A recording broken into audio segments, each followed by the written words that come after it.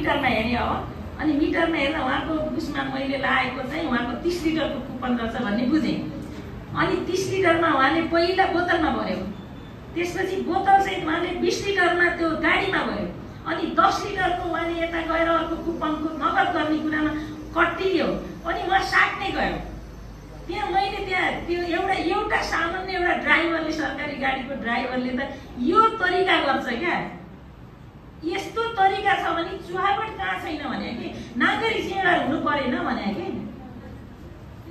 को चाहिँ हुने हो कि जिम्मेवार? यो प्रधानमन्त्री मात्रै भइदिने हो कि, हामीलाई ऋण दिने मान्छे भइदिने हो कि, हामीलाई भोट हाल्ने मान्छे भइदिने हो कि, हामी भइदिने हो कि हर नागरिक जिम्मेवार हुने हो भने कि? यहाँ त सबभन्दा चोर बाटोबाट काम गर्न पाउने, कानुन बिच्ने मान्छे सबभन्दा महान छ यहाँ। मैले साझाको कथा भनिरहेको छु। त्यसकारण यो तरिकाको हाम्रो वर व्यवहार, यो सामाजिक अवस्था र हामीले गर्ने अन्तर्क्रिया र हामीले गर्ने निष्कर्ष निकाल्ने सन्दर्भमा कुनै पनि अर्थशास्त्रको फर्मुलाले काम गर्दै रहेछ। पहिले लक्ष्य दिनमा त्यहाँ त्यो ट्रान्समिसन लाइनको काम गर्न भ्याछ त ओहो त्यहाँ अधिकार धेरै भएर त्यहाँ जग्गा एक्विजिसन नै भएको छैन। त्यसकारण विकास निर्माणका आयोजनामा त्यस्तै छ।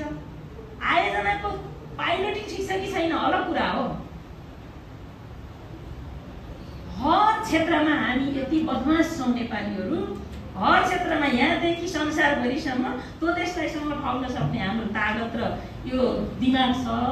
यहाँ बस्नेले पनि अनेक छदम बेसी जुक्ति लागेको छ र हर ठाउँबाट राज्यको दोहन गर्ने, जिम्मेवारी पुरा नगर्ने, अर्कालाई एकदम आक्षेप लाउने, म ठिक छु भन्ने, अनि यसो हेर्दाखेरि सबै म जत्तिकै खराब भन्ने, फेरि आफै निष्कर्ष निकाल्ने जस्तो जे तरिका छ यो अर्थतन्त्रको अल्प विकसित यो अर्थ राजनीतिको सन्दर्भमा मैले के किताबमा नभइकन के भन्छु भने अर्थ राजनीति भनेको मूलत हित हो। हित कसको हित हो त भन्दा हामी विचारधारात्मक हिसाबले बहुजनको हित, बहुजनको हिताय, बहुजनको सुखायको गफ गर्छौँ भने वामपन्थीहरूले त त्यो वर्गको हितको गफ गर्ने। त्यसकारण मेरो आँखामा मेरो कुनै पनि घटनाको अर्थ राजनीति हेर्दा कोही मान्छेको लागि वाउ भएको कुरा बहुसङ्ख्यक तल्लो वर्गका निमुखा मान्छेको लागि त्यो एकदमै खराब कन्डिसन छ भने मेरो आँखामा त्यो अर्थ राजनीति, त्यो पोलिसी खराब हुन्छ भन्ने कुनै घटना पनि त्यस्तै हो। त्यसले गर्दा यी यस्ता विषय एउटा ट्याक्सेसनको पोलिसी, एउटा भन्सारको पोलिसीले कसलाई हित गर्छ, को लाभदायी हो, हामीले मुठीभर मान्छेलाई लाभ दिँदैछौँ कि हामीले बहुसङ्ख्यकलाई लाभ दिँदैछौँ भन्ने आधारमा हामीले केही कुरा गर्न खोज्यौँ भने बल्ल हुन्छ। यहाँ त यो बाटोतर्फ हामी गएकै छैनौँ, जाँदैनौँ। त्यही कारणले मेरो यो आग्रह के छ भने हामी नयाँ संविधान कार्यान्वयनको दशकमा 81-82 सालमा छौँ। यो असोजमा गइपुग्दा त हामी 10 वर्ष कार्यान्वयन पनि हुनेछ। राजनीतिमा अन्त हामीले दोष थुपारेर हामी उम्किन सक्दैनौँ। यहीँभित्रबाट हामीले कसरी सार्वजनिक खर्च कटौती गर्ने, कसरी लगानीको वातावरण बनाउने, कसरी लगानी भित्राउने, कसरी रोजगारी सिर्जना गर्ने, उत्पादन र उत्पादकत्व कसरी वृद्धि गर्ने भन्ने कुरा जुनसुकै बादमा विश्वास गर्नुहोस्, गरेनौँ भने हामीले फेरि पनि यो अबको 20 वर्ष पनि यही कथा दोहोऱ्याइरहनेछौँ। 20 वर्षपछि त हामी मध्ये धेरै मान्छेको सक्रिय जिन्दगी पनि हुँदैन। त्यसले गर्दाखेरि के हो भने ऐतिहासिक हिसाबले इतिहासमा नेपाली समाजमा हिजो पनि उत्पादनकै समस्या थियो। गुजारामुखी इकोनोमीले अर्थतन्त्रले के गरेको थियो, स्वरोजगार बनाएको थियो। उत्पादकत्व वृद्धिकै समस्या थियो, रोजगारीकै समस्या थियो। आज यो विकराल अवस्था किन आयो भने अघि नेताहरूले भनिरहेको कुराहरूलाई नै मैले त्यस सापट के भन्छ त्यो आधार लिएर भन्दै गर्दा यो गुजारामुखी अर्थतन्त्रबाट मान्छेहरू के भए, कृषिबाट मान्छे सिफ्ट भए। हाम्रो शिक्षाको दर्शन थियो पढेपछि अरू नजोत्ने। त्यही कारणले हर पढेका मान्छेहरूले गुजारामुखी कृषिबाट डिस्चार्ज भए। ती मान्छे गाउँबाट सहरमा आए, सहरबाट अर्को ठुलो प्रदेशको सहरमा गए, त्यहाँबाट उतै आप्रवासनमा लागे र आजको माइग्रेसनको ट्रेन्ड पनि यही हो। यिनलाई इन्गेज गर्नको लागि कि चाहिँ सेवाको क्षेत्रको विस्तार हुनु पर्थ्यो, कि चाहिँ औद्योगिकरणको अवस्था सिर्जना हुनु पर्थ्यो, कि चाहिँ व्यापार ट्रेडले हुने कुरा चाहिँ होइन।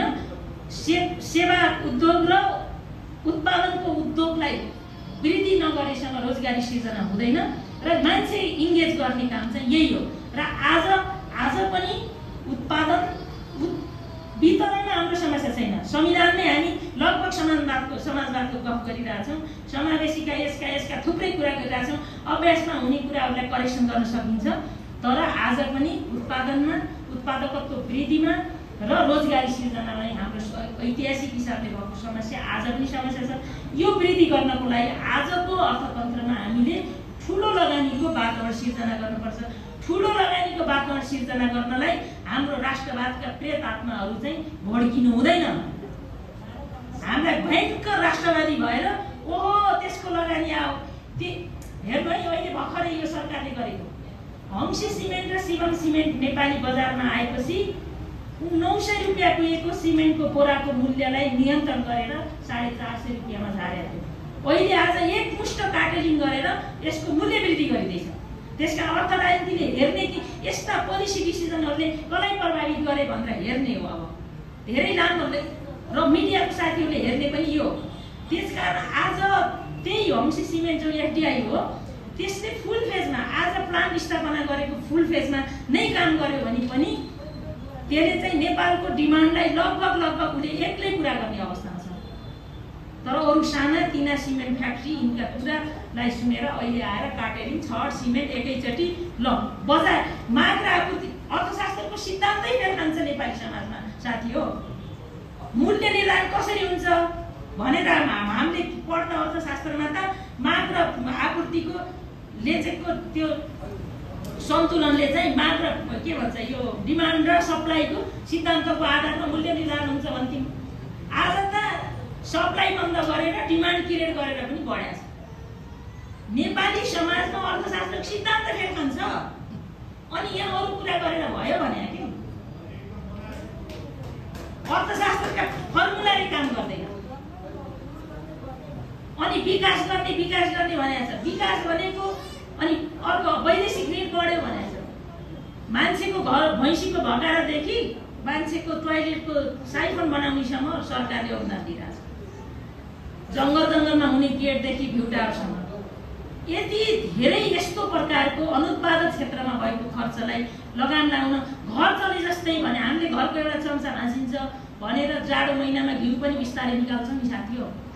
त्यसै गरी देशको पनि हर चिजलाई हर नागरिकले हामीले जिम्मेवार भएर यसलाई कसरी मल्टिप्लाई गर्ने, कसरी यसबाट सीमित साधन स्रोतलाई म्याक्सिमाइज गर्ने भन्ने कुरा सोच्नु पर्दैन र। यहाँ त आफ्नो मात्रै पेसागत कुरा, जातका कुरा, यसको कुरा, राजनीतिको कुरा, भोटका कुरा सबै कुरा ल्याएर अब सुकुम्बासीलाई हामी जग्गा दिन्छौँ, कहाँको दिने हो, भोटको लागि दिने रे। शिक्षकलाई हामी स्वतः थाहै गर्छौँ के को लागि दिने, भोटको लागि गर्ने। कर्मचारीलाई के गर्छौँ, भोटको लागि गर्छौँ। सारा चिज भोटको लागि गर्नुहुन्छ भने तपाईँले भोट प्राप्त गरेर यस्तै गलत काम गर्ने हो भने तपाईँलाई भोट चाहिँ किन हाल्ने भन्ने विद्रोह गर्ने दिन आउने किन आउने। त्यही कारणले यो अवस्था थाहा भएर यो म के भन्छु भने हिजो इतिहासमा के थियो त्यसको समीक्षा ठिक छ। आज हामी मान्छे भएर जिम्मेवार भएर काम गरेका छैनौँ। हर मान्छेलाई मान्छे भएर जिम्मेवारीपूर्वक काम गर्ने यदि वातावरण भयो र हामीले काम गऱ्यौँ, हर मान्छेले दुईचोटि सोच्यौँ। अर्थ राजनीति भनेर मणिकरजीले भनेको के हो भने यसको लाभ अल्टिमेटली कहाँ हुन्छ भनेर हेर्ने विन्डो हो क्या त्यो। यो पोलिसीले को लाभान्वित हुन्छ भनेर हेर्ने हो। अल्टिमेटली हामी हुन्छौँ अनि यसलाई समर्थन गर्न पर्यो नि। आम नागरिक, मुलुक, राष्ट्र नै यसको फाइदा हुन्छ भने यसका बारेमा अरू दायाँ बायाँ कुरा गर्न भएन भनेर हेर्ने दृष्टिकोण निर्माण गर्ने कुरा पनि हो। त्यसैले गर्दा म फेरि पनि के भन्छु भने मलाई दुईचोटि तिनचोटि यहाँ समयको सीमा त छँदैछ, 4 पनि बज्यो। मलाई धेरै भन्नु पनि छैन। यति हो हामी मान्छे बनौँ, मान्छे भए बापत घर परिवार र राष्ट्र चलाए जस्तै जिम्मेवार नागरिक बनौँ। छद्मवेशी कुरा नगरौँ, रियालिटीको कुरा गरौँ र यो रियालिटीबाट मुलुकलाई कसरी ग्रो गर्न सकिन्छ, आजको यो अवस्था, यो कन्डिसन र पोजिसनलाई कसरी चेन्ज गर्न सकिन्छ भन्ने कुराको सामूहिक सङ्कल्प गऱ्यो भने हाम्रो जस्तो मुलुक सबभन्दा धेरै सम्भावना भएको देश हो। म लेखकलाई हार्दिक बधाई र शुभकामना